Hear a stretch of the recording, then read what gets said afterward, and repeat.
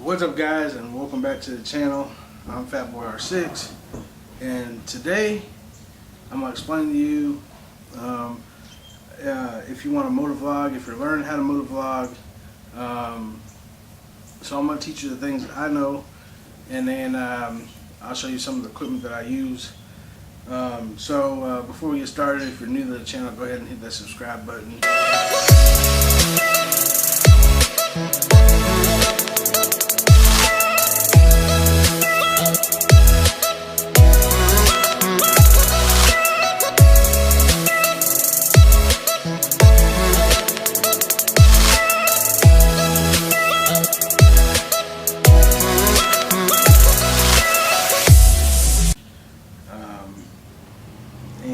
At the end of the video, after you get done watching, if this video helped you out, go ahead and give it a thumbs up, and then comment down below if I missed anything. Excuse the noise out there, man. We've got some neighbors, but anyways, so the first thing you want to do when you get if you want to become a motovlogger is you want to make sure you have a bike. It doesn't matter what kind of bike you have. You know, I've seen people do motovlogs on scooters. I've seen them doing on sport bikes. I've seen them doing on cruiser bikes. You know, just something that you have two wheels and you can ride. You know, so that's the first thing you need to do is have some kind of transportation that you can do these motovlogs on. That's the first thing. The second thing you need to do is make sure you have you know, a camera. I have a GoPro Hero 4 Silver. There's a lot of options out there you guys can use for cameras, but the main thing is that if you're going to use an action camera, make sure you get an action camera that allows you to hook an external mic onto your camera. That way you can capture your audio. There's a lot of people who do, you know, little audio boxes that they just keep separate, and then when they go to the editing, to do the editing of it, they just match the audio up with the video, which I haven't tried that, but and I don't want to get into that.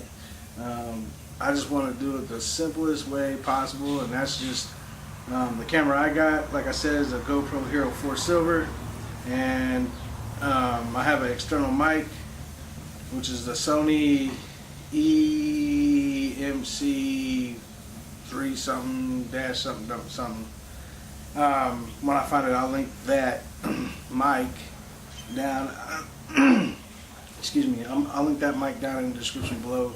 I found out that that is probably the best mic for the Hero 4 Silver to use. I've used just a regular mic that has just one little ball on. You know, it's just a lapel mic. This one has two. It has a left channel and a right channel. The Sony does, so it's in stereo instead of mono. So as soon as you get your mic set up and your GoPro or your action camera, whatever you want to use to get your audio and your video, make sure you make sure all that works before you even start. I would suggest going out and do some test runs with it. To see, because a lot of times you get that little popping noise in your mic, and it's quite annoying sometimes. But just go out and do some trial runs first. Make sure all your stuff's good, because I know a lot of people that just, you know, think it's easy just to put a mic on it, and come to find out when they go out and do their audio, their mic is not working properly, or their audio's popping a lot and stuff like that. So now we got those things out of the way. You guys are probably wondering, man, how do you guys get so much clear audio but and no wind noise? Well, I'm gonna tell you, on your mic you're gonna have these little socks that they give you. You can put them on your mic. But I found out the best way to do it is to get some dead cat. And if you guys don't know what dead cat is, don't be like me and go to your fabric store And when I first started out, I didn't know what dead cat was, so I started asking them what, you know, if they had any dead cat. They didn't know. So So what you need to do is get some fur, some fake fur. You know, you can get it, you know, I got mine in 12 inches. That way, you know, if you mess up putting it on your mic, you have extra and you can redo the process if you mess up. So I will show you on my helmet what a dead cat is. So this fur thing right here, I don't know if you can see it, but this fur ball right here is called a dead cat. And I've got it with, I got it hooked on there with 3M double-sided tape. And I got some zip ties to hold it on there too, so it doesn't come apart. But as you can see, I need to redo it because I've had this on here since I started motovlogging. So, so basically what you do is you get your mic. If you go with the Sony mic, you just want to cut a big enough piece for that Sony mic to fit in there, and then wrap it, and then take some 3M double-sided tape, cut some pieces that are thin enough to fit on there all the way around, and then take your dead cat and wrap it, and then squeeze it, you know, make it fit, and then throw some zip tie on there. That's what I do, and hold it in spot. That right there will help reduce the wind noise while you're on your bike. You know, some days like here in Kansas, you know, it gets a little windy, but you can't even hardly tell because I have that dead cat on there and it blocks out a lot of that wind noise. So if you do go and get a Hero 4, you're not going to be able to plug the mic directly to, so you're going to have to get a mic adapter. You can find them on eBay. You know, I got like 6 of them for like 15 bucks, mic adapters, and they're not GoPro mic adapters. They're just the off-brand, but they work, you know, so I don't have any problems with that. So once you guys have all your stuff, your bike, your mic, your dead cat, all that stuff installed, you want to get you a nice helmet. Like this helmet right here is the Icon Airmada. It's perfect. I think it's perfect for motovlogging because I mean, there's not a lot of wind that comes in, and your GoPro mount, which sits right here in front, I mean, it sits right in the chin area right here, and I just mount that up there like that, and your camera sits right here in front. So I will show you how that is done in just a second. So what you want to do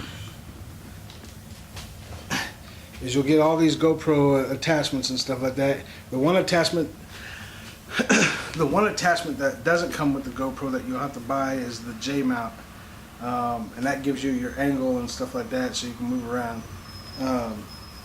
But this is how your GoPro is going to sit. It's going to sit just like that. And so it's at an angle, but most of the time when you're riding, you're not riding like this, you're riding like that. So, especially if you're on a sport bike. If you're on a cruiser bike and you're more straight up, you probably want to change the angle of that. But that's basically how that looks. Okay? And you're probably wondering what this wire is. This is your mic and your mic adapter, and it plugs right inside like so. And then once you have that, you're set up. You are set up, ready to go. So once you got that set up, you'll need to come up with some topics. So when I first started motovlogging, I used to write down something came up in my mind. I'd write it down on a piece of paper, and then I'd do some research on it, and then I'd go talk about it. Now that I've been doing it for a while, and it's funny because my wife's like, "What are you gonna do a video on today?" And I say, "I don't know, whatever pops in my head while I'm out riding, you know." So I mean, if you're starting out, you probably most likely want to jot your ideas down and do some research on it. But the more you keep doing it, and the more you keep doing it, you'll definitely won't have to use the pen and paper anymore, unless you have like a lot of different topics that you want to talk about and you don't want to forget about one. Just go ahead and just write it down, and that way you don't forget. But as soon as you got your topics, you're ready to go out and do trial runs too. If you don't feel comfortable talking in front of a mic or in front of a camera, you know, go out and talk just by yourself. You know, it might seem weird at first, and people might, you know, people really ain't gonna pay attention to what you're doing as long as you don't have the camera on. But just go out inside your helmet, talk to yourself. It's weird at first, but when you get used to doing it, you know, it's nothing. So I'd recommend going out, just doing a couple, you know, trial runs until you feel comfortable with talking in front of a camera. You know, a lot of people are camera shy and don't want to be in front of a camera, or don't know how to, you know, talk, you know, right in the camera. So when you go out and doing your vlog, I'm going to tell you that a lot of people don't like to watch dead space. And what I mean by dead space is you'll be talking, and then you're riding and there's nothing being said. You want to keep it interesting, keep it going. So like me, that's what comes into the editing part. So like me, if I have a dead spot, you know, I can go back in my video when I'm editing and I can just cut all the dead spots out and then put the rest of the video together. So you might go out and do a 30-minute video, and if, you know, 5 minutes of it is you just talking, and like the other 25 minutes is just dead, nobody's going to want to watch that unless there's some action going on. You know, if you got a couple riding buddies that you're riding with and they're doing stuff, you know, that's cool to get. But if you're just out riding and you have a dead spot for 25 minutes, nobody's going to want to watch it. So you want to edit your stuff. What I use for an editing program, I use Wondershare from Mora. It's probably one of the easiest, friendliest programs to use. And you know, I think I paid like $60 for the whole program, and it's a lifetime license. So that's another one you want to get used to. You know, if you already been motovlogging and you've already used to the, you know, program, you want to try another program. You know, Adobe has a program that's, you know, for more experienced people that are good with photography and video and stuff like that. So there we go. So there's so we got our bike. What bike you want to use? You got your mic set up. You got your camera, your action camera. You have you know, what else? You got your dead cat, so you can get rid of the noise. You got your editing program. You got your topics. So as soon as you get all your topics and stuff, man, you're ready to go motovlog. People think motovlogging is easy. You just jump on a bike and you start recording.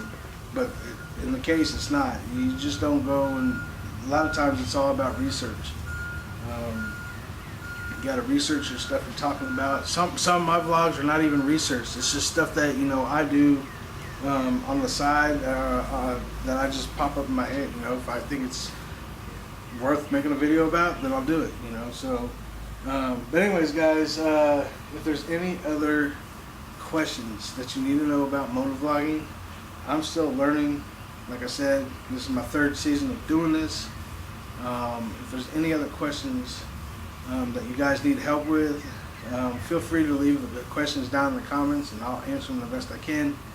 But for now, man, that is like the basic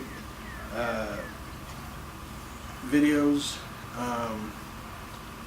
the basic video or explanation of how to motovlog. So I know I did a video about this a while back, but that's when I was only knowing a little bit about motovlogging. I didn't know a whole lot, but it's just like going and working at a new job.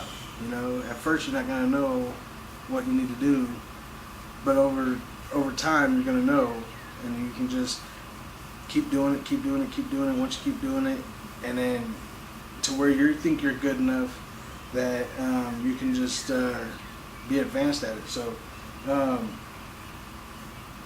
and another thing is that when you're a motovlogger, the best way to get your name out there is join live streams. Live streams will help you a lot to get your name out there, especially if you're active in the live streams. I mean, you could be on the side chat doing your talking, and sorry about that. You could be on the side chat, talking and talking and talking, and interact with people on the side chat, interact with people on the panel, on the live streams, and get your name out there, man. Another thing is, Instagram will help you a lot too. Just get involved in people who also do motovlogs. Another way is to collab with another YouTuber or motovlogger who's doing the same thing you're doing. That's the best thing you can do is find somebody in your area who's doing motovlogs, and once you find out who those people are, form a little bond. Go out riding together. Make videos together. And collab, man. That's another way you can help your channel grow. That's the thing I don't really like is like the sub for sub. I feel like, if you're a motovlogger and you like another motovlogger, that's okay. But if you got somebody coming in and said, "Hey, I'll sub to you," if you sub to me, well, what happens with that is that person that you sub to, as soon as you guys exchange subs, well, then that person unsubs and you still sub to them. So who wins in that one? The person who asked you to sub, right? So I see a lot of that go around. I feel like that if you make good content and you use your tags right in your videos, people will notice and will subscribe to you if they like you. If they like the content you're doing, I might not make the perfect content, but it's content. It's something for people to watch. I'm not, like I said, 3 years into it, and I'm no perfectionist at this craft at all. So, anyways, guys, if you enjoyed this video, give it a thumbs up. If it helped you out, let me know down below in the comments. If there's something, like I said, if you have any questions about anything, shoot them down in the comments below, and like I said, I'll try to answer them the best I can. But yeah, that's the best way to, like I said, if you're really looking into becoming a motovlogger, or you're just starting out to become a motovlogger, those are the things that you're gonna need to do. Just be active, man. Be active and continually upgrade or upload your videos. If you have a set schedule, like Monday, Wednesday, Friday, or Wednesday, Friday, or like me, mine's Saturday, Sunday, Monday, because those are my days off. That's when I upload. So anyways, guys, you guys have a good day. Ride safe, be safe, and like always, I'll see you in the next one. Deuces.